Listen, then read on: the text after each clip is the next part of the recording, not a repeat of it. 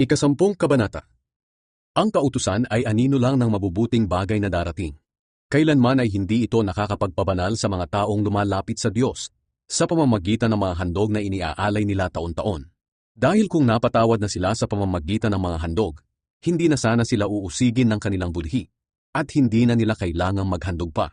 Ngunit ang paghahandog na ginagawa nila taon-taon ay siya pang nagpapaalala sa mga kasalanan nila. Dahil hindi makapag-aalis ng kasalanan ang dugo ng mga toro at kambing na inihahandog nila. Kaya nga nang dumating si Jesus dito sa mundo, sinabi niya sa kanyang ama, "Hindi mo nagustuhan ang mga handog at kaloob ng mga tao, kaya binigyan mo ako ng katawan na ihahandog ko. Hindi ka nasiyahan sa mga handog na sinusunog at mga handog sa paglilinis. Kaya sinabi ko sa iyo, narito ako para tuparin ang kalooban mo, O Diyos, ayon sa nasusulat sa kasulatan tungkol sa akin." Una sinabi ni Kristo na hindi nagustuhan ng Diyos ang mga handog at kaloob. At hindi siya nasiyahan sa mga handog na sinusunog at mga handog sa paglilinis, kahit na ipinapatupad ito ng kautusan.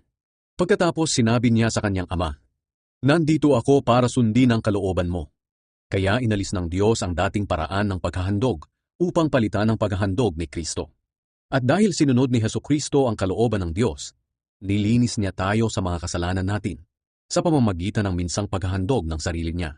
Naglilingkod ang mga pari araw-araw at paulit-ulit na nag-aalay ng ganoon ding mga handog na hindi naman nakapag-aalis ng kasalanan. Ngunit si Kristo ay minsan lamang naghandog para sa ating mga kasalanan at hindi na ito mauulit kailanman.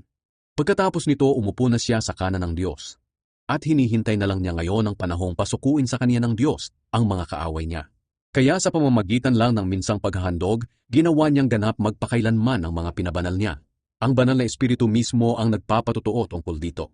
Sapagkat sinabi niya, "Ganito ang bagong kasunduan na gagawin ko sa kanila sa darating na panahon," sabi ng Panginoon. "Ilalagay ko ang aking mga utos sa puso nila at itatanim ko ang mga ito sa kanilang isipan." Dagdag pa niya, "Tuluyan ko nang lilimutin ang mga kasalanan at kasamaan nila. At dahil napatawad na ang mga kasalanan natin, hindi na natin kailangan pang maghandog para sa ating mga kasalanan." Lumapit tayo sa Diyos. Kaya mga kapatid, malaya na tayong makakapasok sa pinakabanal na lugar dahil sa dugo ni Jesus. Sa pamamagitan ng paghahandog ng kanyang katawan, binuksan niya para sa atin ang bagong daan patungo sa pinakabanal na lugar na nasa kabila ng tabing. At ang daang ito ang nagdadala sa atin sa buhay na walang hanggan. At dahil mayroon tayong dakilang punong pari na namamahala sa pamilya ng Diyos, lumapit tayo sa Kanya ng may tapat na puso at matatag na pananampalataya. Dahil nilinis na ng dugo ni Jesus ang mga puso natin mula sa maruming pag-iisip at nahugasan na ang mga katawan natin ng malinis na tubig. Magpakatatag tayo sa pag-asa natin at huwag tayong mag-alinlangan dahil tapat ang Diyos na nangako sa atin. At sikapin nating mahikayat ang isa't isa sa pagmamahalan at sa paggawa ng kabutihan. Huwag nating pababayaan ang mga pagtitipon natin, gaya ng nakaugalian na ng ilan. Sa halip palakasin natin ang loob ng bawat isa, lalo na ngayong nalalapit na ang huling araw.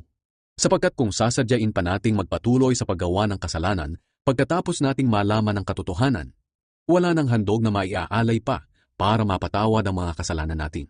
Tanging ang nakakatakot na paghuhukom at nagliliyab na apoy ang naghihintay sa mga taong kumakalaban sa Diyos. Ipinapapatay noon ng walang awa ang lumalabag sa kautusan ni Moises kapag napatunayan ng 2 o 3 saksi ang paglabag niya. Gaano pa kaya kabigat ang parusang tatanggapin ng taong lumapastangan sa anak ng Diyos at nagpawalang halaga sa dugo na nagpatibay sa kasunduan ng Diyos at naglinis sa mga kasalanan niya? Talagang mas mabigat ang parusa sa mga taong ito na humamak sa maawaing banal na espiritu. Sapagkat kilala natin ang Diyos na nagsabi, "Ako ang maghihiganti, ako ang magpaparusa." At mayroon ding nakasulat na ganito, "Hahatulan ng Panginoon ang mga taong sakop niya." Kakilakilabot ang kahihinatnan ng mga hahatulan ng Diyos na buhay. Alalahanin niyo ang nakaraang panahon. Noong una kayong naliwanagan, dumaan kayo sa matinding hirap, pero tiniis niyo ito at hindi kayo nadaig. Kung minsan inaalipusta kayo at pinag-uusig sa harapan ng mga tao. At kung minsan na may dinadamayan niyo ang mga kapatid na dumaranas ng ganitong pagsubok, dinadamayan niyo ang mga kapatid na nakabilanggo. At kahit inagawan kayo ng mga ari-arian, tiniis niyo ito ng may kagalakan, dahil alam ninyong mayroon kayong mas mabuting kayamanan na hindi mawawala kailanman.